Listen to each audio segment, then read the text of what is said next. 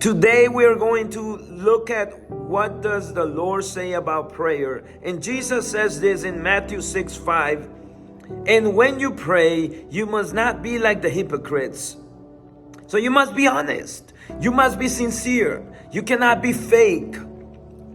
For they love to stand and pray in the synagogue and the street corners, that they may be seen by others.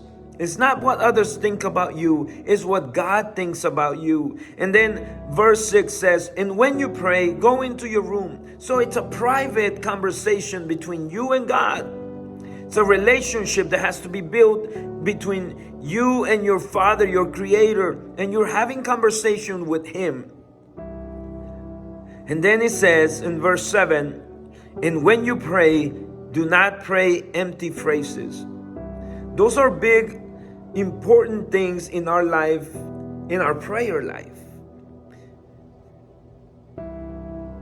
See, God knows everything that we need. But He wants to hear from us what's going on in our mind, in our heart, in our lives. He wants us to depend on Him in everything that goes on in us.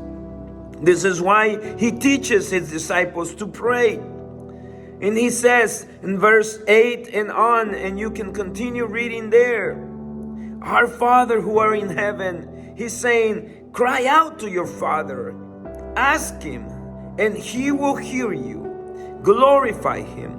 Your will be done on earth as it is in heaven. God wants to hear you.